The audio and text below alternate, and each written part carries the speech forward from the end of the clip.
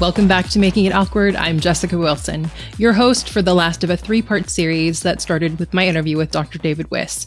Episode 2 was last week with Molly Robbins, and I look forward to bringing you this installment with listener feedback. To set the stage, since both of my guests have discussed lived experience, I am not in recovery from substance use. I was never diagnosed with an eating disorder. I have worked with patients who have eating disorders since 2009, and I worked at an intensive outpatient chemical dependency recovery program for over a year. Both before I was there and after I left, that recovery program did not use the language of addiction to discuss the different ways that people eat food. For those who are new here, I'm not part of the umbrella that is the eating disorder field, and I actively support folks divesting from the field due to its investment in maintaining the values of white supremacy and capitalism. And for those who've been around a bit, you know that a few guests have had strong reactions to feedback on their interviews. After Molly's episode, Dr. Wiss shared his thoughts in an email. I found them to be highly condescending, and they tipped all the way over into anti-fatness after just hinting at it in the journal article. Though I will say that he did not dispute any of the research that Molly shared. The critiques were more about her lived experience. I tried to group his 6 paragraphs of concern into themes and was told that my summary was just incorrect. So I'm choosing not to share his feedback here. But don't worry, he won't be silenced. I'll be linking to his 4,500-word blog post about, quote, resistance to the concept of addiction in the ED field, end quote, which he posted the day that Molly's episode came out. It'll be in the show notes. And it's probably not a surprise that there's a whole section on cancel culture in the eating disorder field. The blog post and the response were giving Asher Laramie and Lindo Bacon energy. All 3 portray themselves as revolutionaries, that they've sacrificed to advance the field only to be canceled after speaking their truth, which is fascinating to me. It's an interesting way to position oneself. It's a martyrdom that I just don't understand. Now, you may see from the timestamp that this episode isn't very long. It didn't have to be. What was going on in the interview, I think, was pretty simple. From the top, I'll say that I was trying to figure out if we learned anything, and if we did, what it means. Molly did a fantastic job digging into the research on this topic, which you'll find in last week's episode. For this wrap-up, I've stayed away from the source citing, except for the NOVA classifications for food. I simply cannot get away from the silliness of it all and how things are supposedly clearly defined, only to be incredibly subjective and different from one self-identified scientist to another. The next dietary guidelines may mention ultraprocessed foods, and I'd like for us all to be clear on how murky things are. More on ultraprocessed foods in a bit. Let's first see what you all had to say about the episodes. A lot of folks found it interesting that Dr. Wiss identifies as not having a food philosophy and also not having strong opinions. One listener emailed that, quote, not having a food philosophy is a food philosophy. And they followed up with a discussion of how I don't have a food philosophy rings similar to them as I don't see color. The idea that someone without a food philosophy is so progressive in their thinking that they have evolved beyond such a thing.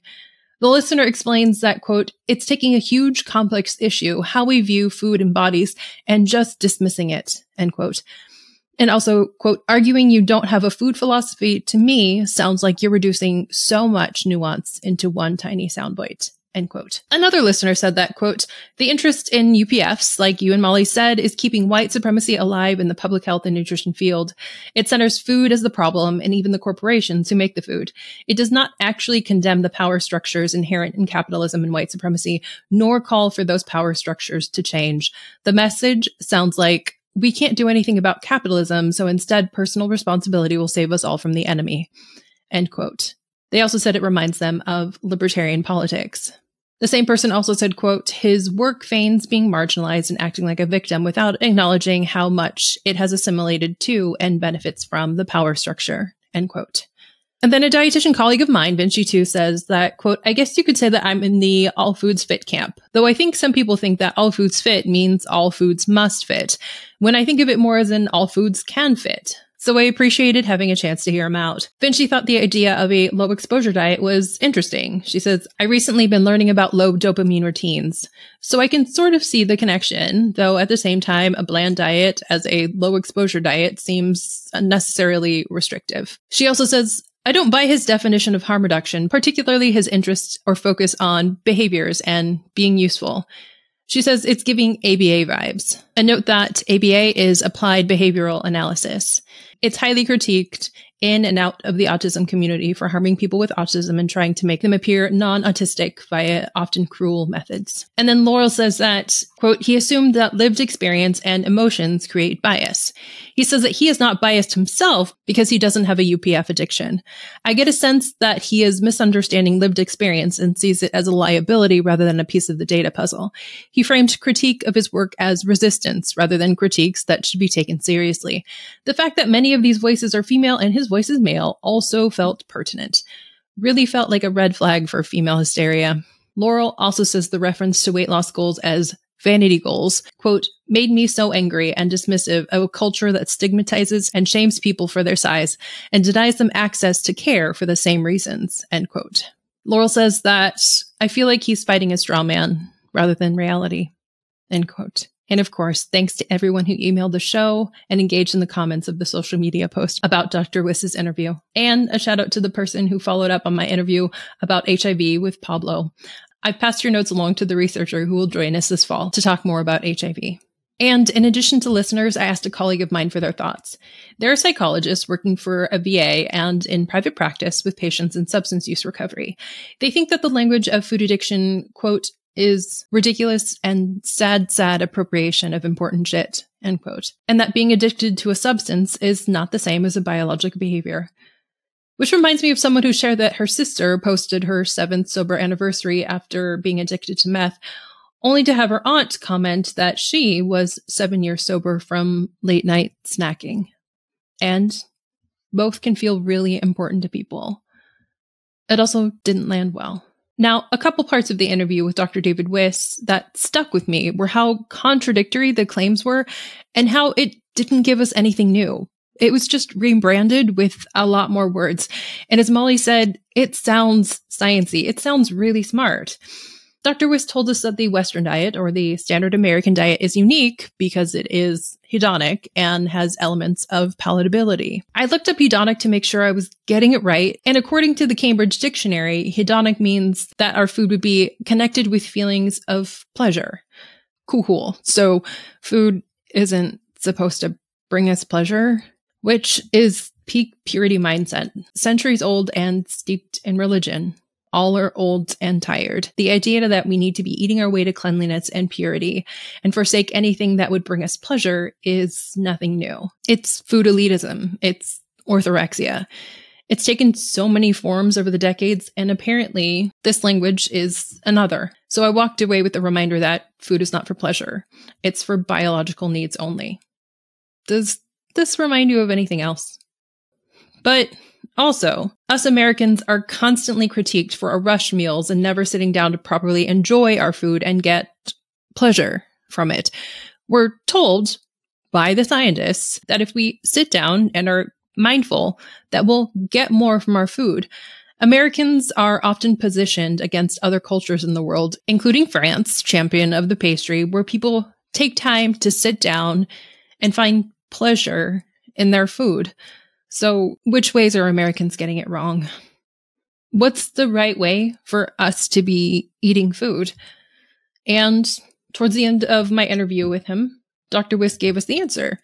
It's basically the Mediterranean diet all over again. Many of us could probably have seen it coming.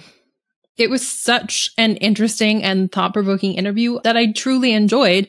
And then the solution was nothing new. I am certain that language like hedonic and low exposure meal plans has been revolutionary to some people, as are abstinence-based meal plans for some people.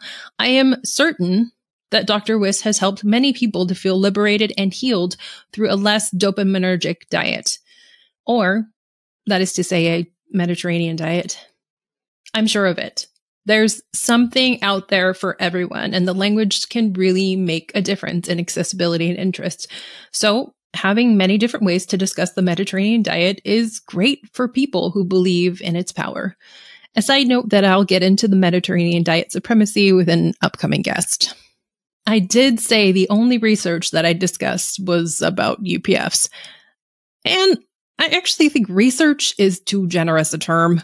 I am fascinated by how made up it is and how hard people who identify as scientists will double down on something that doesn't actually exist, at least to me. A brief primer here is that there are supposed to be 4 categories of food.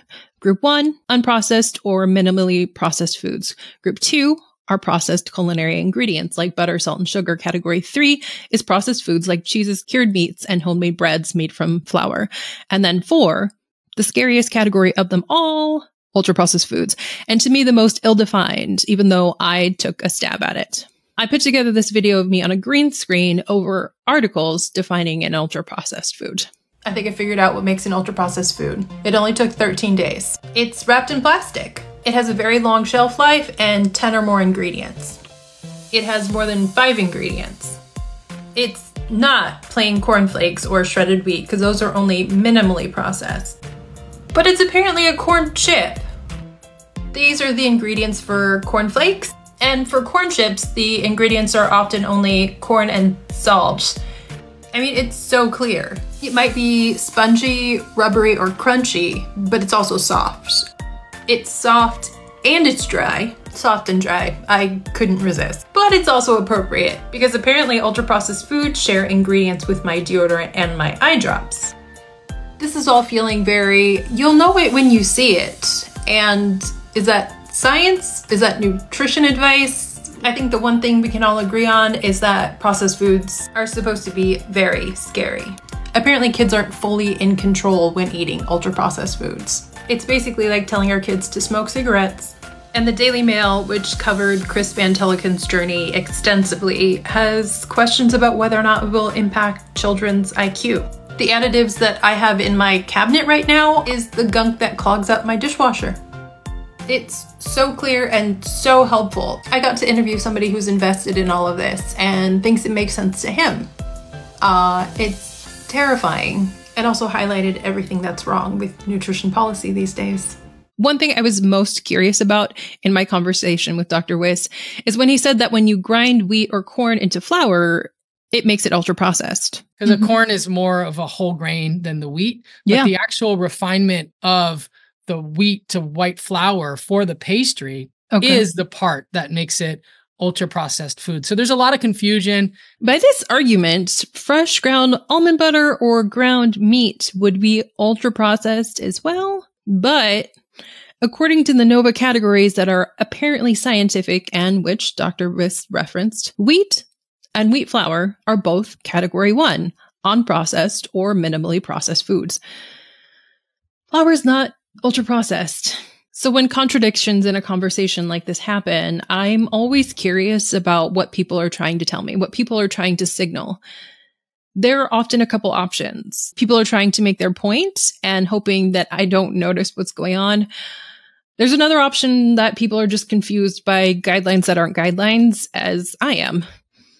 And you know, I get the confusion. This shit doesn't make sense. And if you haven't listened to my episode on what makes a food ultra-processed, I recommend going back and listening to Amy, a chemical engineer, try to figure out the categories, which, spoiler alert, she can't. Something else that got me was the idea that my body doesn't recognize a UPF in its original form. So if you were to look at a pastry or a chip, it's not obvious that it was a wheat plant or a corn on the cob, per se. To who? To the naked eye, as well as, you know, to the body. Okay. Is that a bad thing? Does my body treat raw meat harvested directly from an animal in the woods the same way as it would a ground meat from the same animal? No. Am I still able to get the amino acids and nutrients from the meat? Yes. Are soybeans digested the same way as tofu? No. Is a cooked potato the same as a raw potato? What about rhubarb? No, and thank goodness. Processing foods often increases the bioavailability of nutrients that can also be healthy for us. So what are we doing? I have a hypothesis. Being able to use the term ultra-processed sounds science-y. I think that ultra-processed is the science-ified way to say junk food. It's still giving, you know it when you see it, and completely open to interpretation, but now it's simply not a morality and choice issue. We can talk about it as science. But we don't need science to sell something. Wellness influencers are doing just fine. Oftentimes selling ultra-processed foods, but we won't go there. And then there was the idea that we don't need ultra-processed food to survive. And who doesn't? We, as in David and I, we, as in every human. In a time when multiple famines are happening simultaneously, it seems odd and kind of disappointing to be saying that we only need specific foods in order to survive. And is the goal with food survival? Is that all we want for people?